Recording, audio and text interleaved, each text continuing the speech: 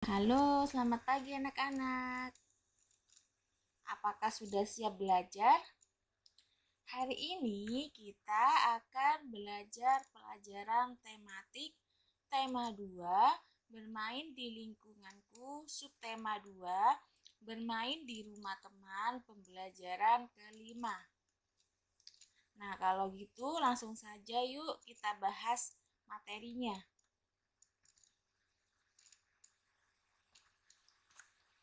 Benny dan teman-teman akan bermain di rumah Edo. Sebelum ke rumah Edo, Benny datang menjemput Udin. Mereka berjanji berangkat bersama. Nah, di sini ada percakapan antara Udin, Benny, dan ibunya. Yuk kita simak bersama-sama.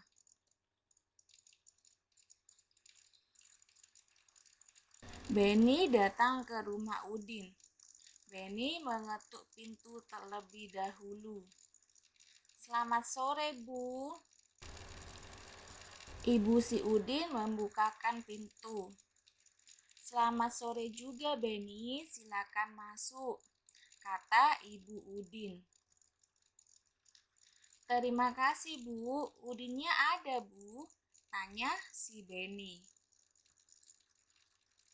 Ada, Benny. Sebentar ya, Ibu panggilkan. Udin, ini Benny sudah datang, kata si ibu. Iya, Bu, aku sudah siap. Bagaimana, Benny? Kita berangkat sekarang? Tanya si Udin. Baiklah, ayo, jawab si Benny. Benny dan Udin berpamitan kepada ibu. Ibu, kami berangkat dulu ya.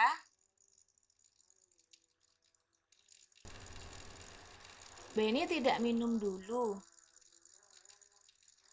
Tidak usah, Bu, terima kasih. Edo mungkin sudah menunggu kami. Kami berangkat ya, Bu. Izin si Benny.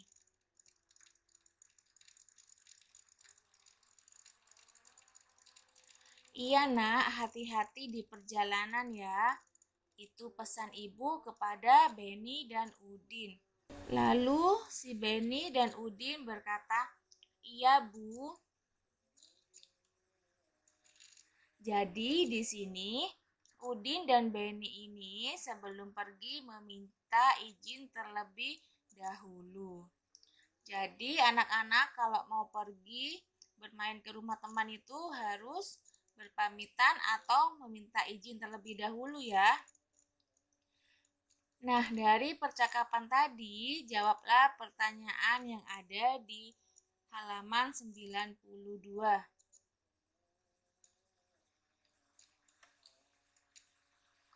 Kegunaan benda. Yuk kita baca bersama-sama. Ada banyak benda di sekitar kita. Benda membuat kegiatan kita menjadi terbantu. Kita tidak bisa minum kalau tidak ada air dan gelas. Kita tidak bisa menulis kalau tidak ada buku dan pensil. Begitu juga dalam bermain. Dalam bermain ada yang membutuhkan benda dan ada yang tidak. Dalam bermain tarik-menarik kita tidak membutuhkan benda apapun. Namun dalam bermain lingkaran simpai, tanpa adanya simpai permainan tidak akan terlaksana. Jadi setiap benda mempunyai kegunaan masing-masing. Benda juga beraneka ragam. Ada benda padat, benda cair, dan benda gas. Setiap benda mempunyai kegunaan masing-masing. Mulai dari bangun tidur, kegiatan kita sudah tergantung dengan benda. Ketika mandi, kita membutuhkan air, sabun, sampo, gayung, dan lain-lain. Ketika memasak, ibu membutuhkan kompor, wajan, pisau, dan alat-alat masak lainnya. Ketika akan berangkat sekolah, kita membutuhkan seragam, sepatu, tas, buku, pensil, penggaris, dan peralatan sekolah lainnya. Kehidupan kita akan tergantung dengan benda. Untuk itu, kita perlu menjaga benda-benda di sekitar kita.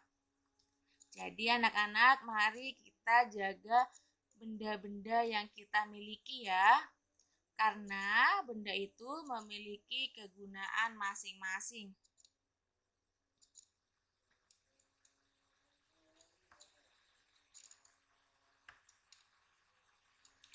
Amatilah gambar benda-benda berikut.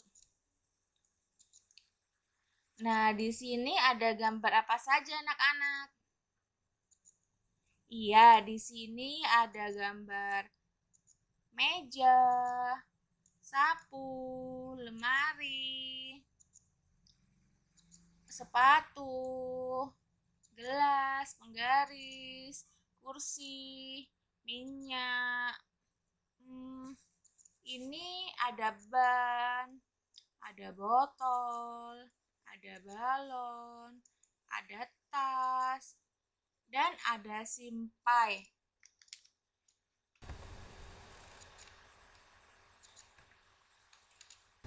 Lengkapi tabel berikut berdasarkan gambar yang telah kamu amati.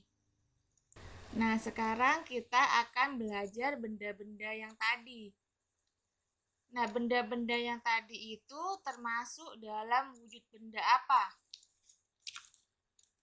Contoh yang pertama nih ya, Bu Putri kasih contoh. Pertama, nama bendanya itu sapu. Sapu itu benda padat, cair, atau gas? Iya, sapu itu adalah benda padat. Jadi wujudnya padat. Lalu Bu Putri kasih contoh lagi. Nama bendanya kursi. Nah, kursi ini termasuk benda padat, cair, atau gas? Iya, kursi itu termasuk wujud benda padat. Lalu anak-anak bisa meneruskan benda-benda yang tadi itu di halaman 97.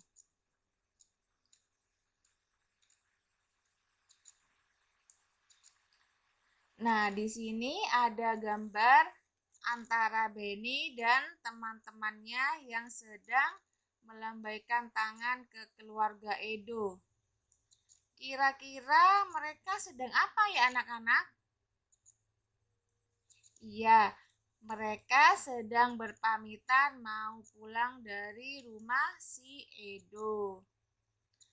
Nah, dari gambar tersebut, anak-anak bisa menjawab pertanyaan yang ada di halaman 98.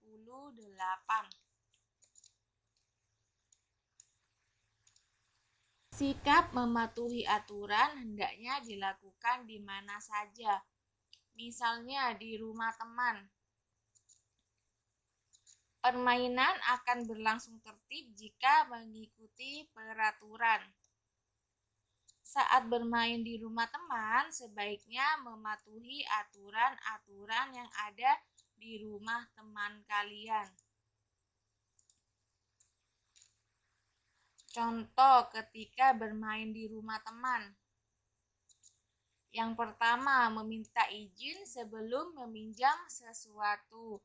Jadi anak-anak, jika ingin meminjam barang milik teman, kita harus meminjam terlebih dahulu. Tidak curang saat bermain. Yang ketiga, merapikan mainan setelah bermain. Yang keempat, tidak masuk kamar tanpa izin. Nah, ini tidak boleh ya anak-anak ya, kita masuk ke kamar teman tanpa seizin teman kita. Yang kelima, masuk rumah teman dengan mengucapkan salam. Jangan moro-moro langsung masuk gitu, jangan ya anak-anak ya. Jadi kita itu harus mengucapkan salam terlebih dahulu. Yang keenam, bermain jangan lupa waktu. Yang ketujuh, berpamitan kepada orang tua teman sebelum pulang ke rumah.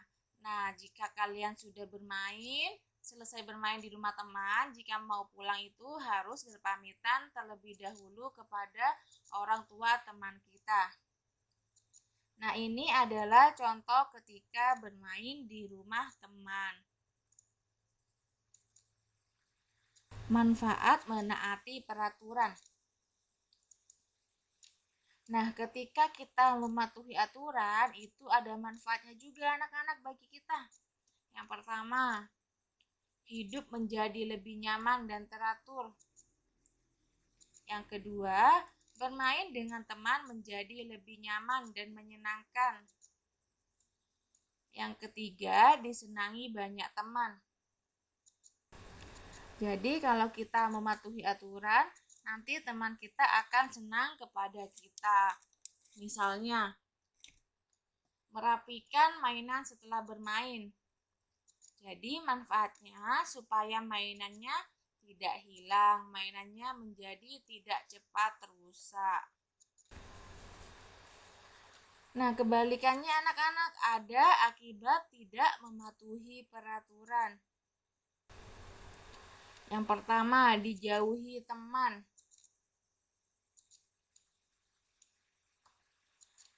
Yang kedua, permainan menjadi kacau.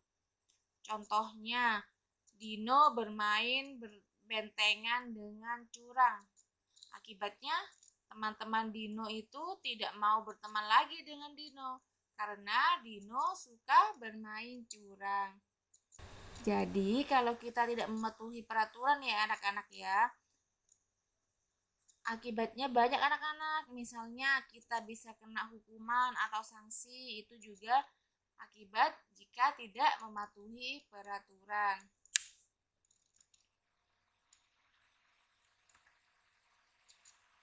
Berilah tanda centang pada sikap yang menunjukkan mematuhi aturan dan tanda silang untuk sikap yang tidak menunjukkan mematuhi peraturan. Nah, di sini ada beberapa contoh sikap. Nah, sekarang kita lihat sikapnya yang pertama. Menyapa dengan senyum. Nah, menyapa dengan senyum ini merupakan sikap yang menunjukkan mematuhi aturan atau sikap yang tidak menunjukkan mematuhi aturan anak-anak. Iya, jadi menyapa dengan senyum ini merupakan sikap yang menunjukkan mematuhi peraturan. Jadi kita beri tanda centang atau tanda silang.